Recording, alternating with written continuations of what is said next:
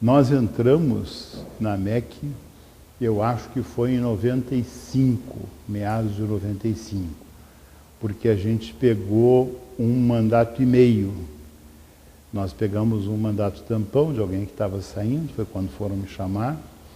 Quer dizer, ampliamos aquele mandato, eles ampliaram, naquela época eu estava chegando, e depois teve uma eleição ainda, que nós ganhamos lá, depois quando iria ter a segunda, nós antes saímos para o sindicato.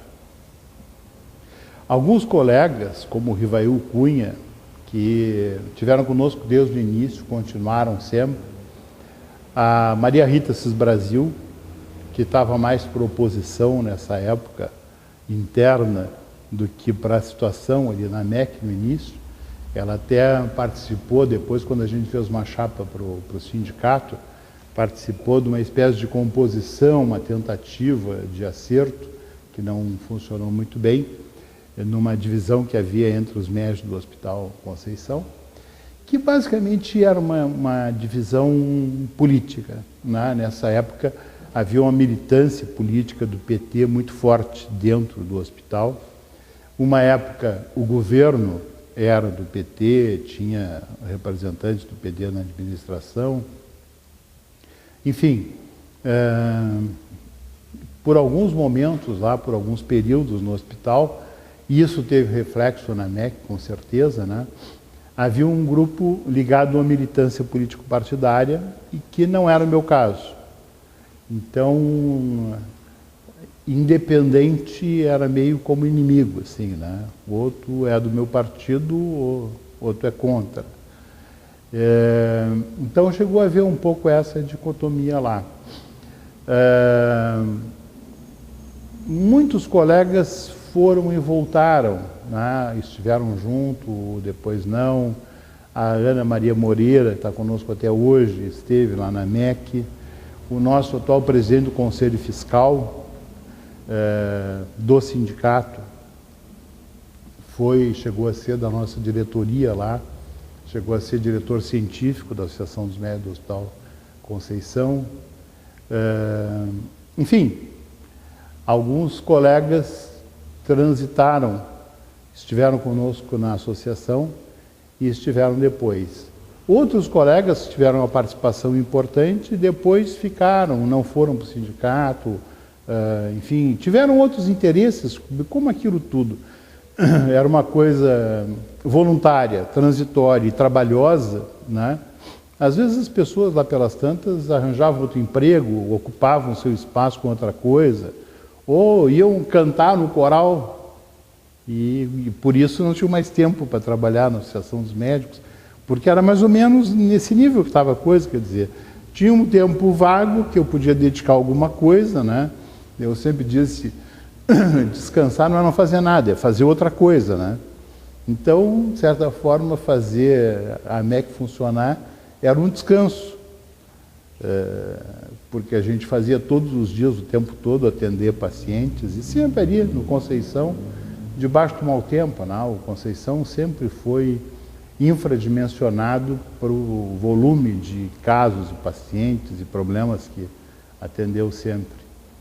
Na emergência do Conceição, eu costumava brincar, porque tinha uma placa enorme que dizia emergência. E eu dizia, essa placa devia trocar por problemas, tratar aqui, porque aparecia todo tipo de coisa. Me lembro uma ocasião, na tal de plantão, me apareceu uma menina, o que houve? Não, eu vim aqui por causa de uma pedrada. Digo, tá aí, onde é que te pegou a pedra? Não me deram a pedrada ainda. Como assim não te deram? Não, a vizinha disse que ia me dar uma pedrada, porque eu briguei com ela, não sei o quê. Digo, sim, mas aqui é o hospital. Diz, mas em algum lugar eu tinha que ir, não sabia onde ir. Então vim aqui perguntar o que eu faço. Ela fez certo, porque tinha um posto policial, né, ali diante. Então, eu encaminhei ela para o posto policial, ela tem o problema dela resolvido. E o Conceição era um pouco disso, assim, um pouco de resolver qualquer tipo de coisa. E era muito estafante para o médico. Então, também a MEC era uma oportunidade de fazer uma coisa diferente. E eu sempre achei que administrar é tu conseguir tirar o melhor de cada pessoa, né? Então, quem gostava de literatura foi tratar de saraus literários.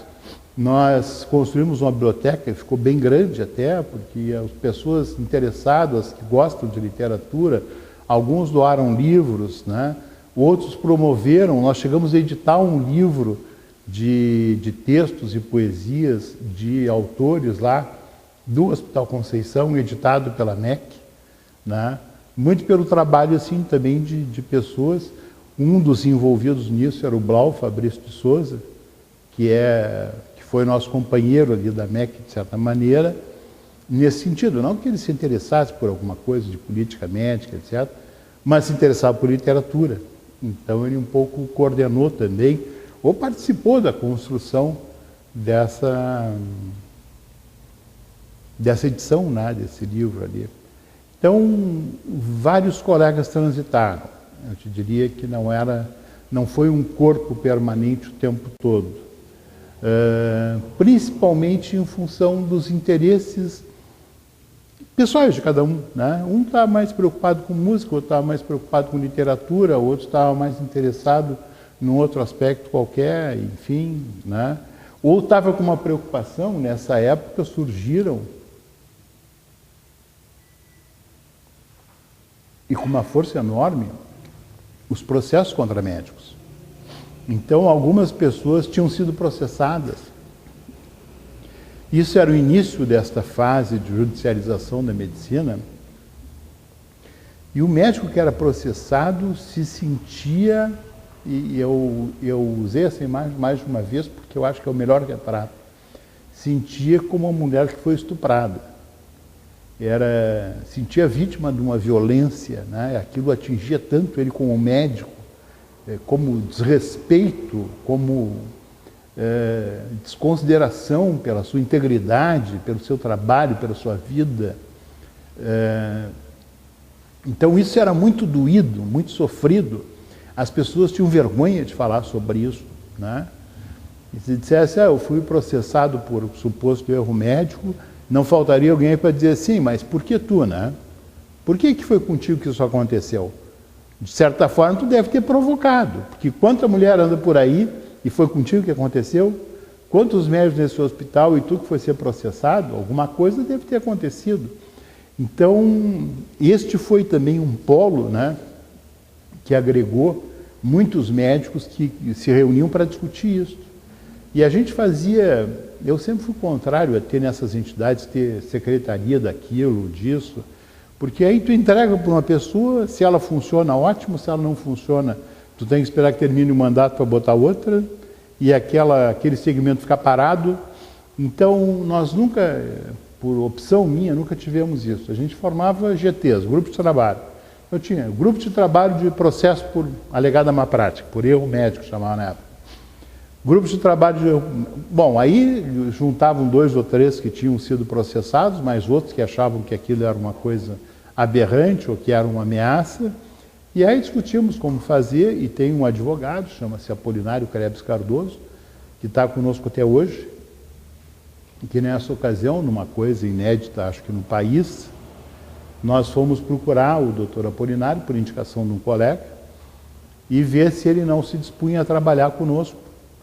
O que para a MEC era uma coisa, né, porque um advogado próprio da MEC era meio como querer comprar uma Mercedes, né? Era uma coisa risível. Mas fizemos um entendimento com o Apolinário é uma pessoa maravilhosa, né? E eu disse para ele logo do início, digo, olha, doutor Apolinário, nós não queremos explorar e tenho certeza que o senhor só de olhar para a gente aqui, está rico trabalhando conosco, né? Nós queríamos fazer essa aproximação, ver se de alguma maneira podemos trabalhar em conjunto. Acabamos conseguindo esse acordo com o doutor Apolinário, e esse foi um dos grandes serviços que a MEC passou, uma grande forma de convencimento para os médicos se associarem, né? Foi darmos proteção integral em caso de processo por má prática, que era uma certa ameaça, né, que pairava e que depois a gente levou como proposta, inclusive, para o sindicato. Apesar do descrédito, né, ninguém acreditava que o sindicato fosse capaz de dar assessoria jurídica integral, gratuita para os médicos, até porque os processos eram milionários, né? Hoje até nem são tantos, nem são tão grandes em termos de valores, né? Mas nessa época, eram umas coisas malucas. Uma das coisas que a gente fez, assim, disso de procurar identificar o que é o desejo, né? O que está latente na categoria, foi justamente essa. Havia uma certa preocupação com a indústria do erro médico que estava começando.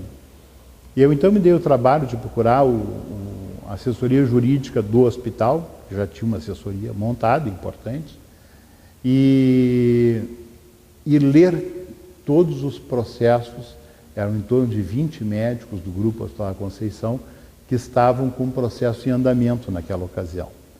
Então me dei o trabalho de estudar processo por processo, tentando entender qual era a lógica daquilo, né? Porque era como a bomba de Hiroshima, né? Aconteceu uma coisa terrível e ninguém conseguia entender direito da onde que veio, né? Por que isso está acontecendo? Nós sempre tivemos uma relação com o nosso paciente, sempre tivemos. Teve familiar que brigou conosco, queria internar, não tinha leito, ou isso, ou aquilo, a gente divergia, etc. Mas ser processado era uma coisa que não... ininteligível, né? Então, eu li todos esses processos atentamente e comecei a perceber coisas que a gente, nessa época, não tinha nenhuma noção, né? Por exemplo, processado não é um mau médico, processado é um médico que tem uma relação difícil com o seu paciente. Porque tu trabalha no hospital, tu sabe que ainda que todos sejam bons profissionais, etc., tu sabe que tem alguns que são excelentes, tem outros que nem tanto. Os nem tanto, nenhum estava sendo processado. Alguns dos excelentes estavam, né? Então, a gente começou também a discutir, levar, né, divulgar essa lógica, que justamente a pessoa que confia mais no seu conhecimento é a que, em medidas heróicas, né, em pacientes com grande risco, resolve adotar condutas, né, mais radicais, de maior risco, ou que tem uma relação mais difícil, e isso é o grande motivo, uma relação mais difícil com o paciente ou com o familiar. Às vezes a culpa é do familiar que não cuidou do paciente durante muito tempo, né? Diabético que teve a perna amputada, porque, enfim, a família não se interessou, etc. Aí lá pelas tantas, né, chega uma situação que tem que amputar uma perna e a culpa é do médico, que não tomou providências a tempo. Uma forma de se livrar também, perfeitamente compreensível isso, faz parte, né, do ser humano, não conseguir conviver com a culpa e ter que delegar isso para alguém, encontrar um culpado externo. Então a gente tem, mas tudo isto, que hoje é mais ou menos fluente entre nós, né, foi todo um estudo que a gente fez a partir do nada, porque não sabíamos nada sobre isso. E a partir daí a gente pôde instruir os médicos e, enfim, contratar advogado. Criamos também nessa ocasião um outro serviço que foi muito bem visto pelos médicos, que nós criamos uma espécie de sobreaviso. Então, todos os dias tínhamos alguém de cada especialidade, ou das especialidades principais, que voluntariamente se colocava à disposição para, se tivesse uma dificuldade, um problema, por exemplo, na emergência, tu não escolhe especialidade, né? Eu brincava com os cardiologistas assim, eu só entrego o problema resolvido para vocês, porque quando o sujeito chega aqui com dor no peito, sou eu que faço o diagnóstico de infarto, sou eu que interpreto o exame, sou eu que dou a sustentação e espero que ele esteja estabilizado para poder te chamar para tu levar ele. A partir daí é só seguir a minha conduta, né? Então, mas de certa forma tem alguma coisa de verdade nisso, né? Por exemplo, a emergência é extremamente exposta, tu atende um pouco de tudo. Outros setores do hospital, a medicina interna. Então a gente fez um sistema ali de respaldo recíproco, né? E quando eu estava ali com um problema de cardiologia, eu ficava em dúvida em vez de continuar com aquela angústia, né, ligava para o médico que estava de sobreaviso do plantão da MEC, ligava para o plantão e dizia, olha, estou com um caso assim, assim. E muitas vezes o colega vinha de casa para ver o paciente comigo, né? Comigo, digo, com qualquer dos médicos, chamasse a qualquer hora, ou pelo menos fosse de noite, madrugada, dava uma orientação, que às vezes era só dizer, não, é isso mesmo, é isso aí, não tenho nada mais a fazer, né? E talvez evolua mal, talvez tu perca esse paciente, mas nessas circunstâncias é assim, não tem ninguém que possa fazer mais do que isso.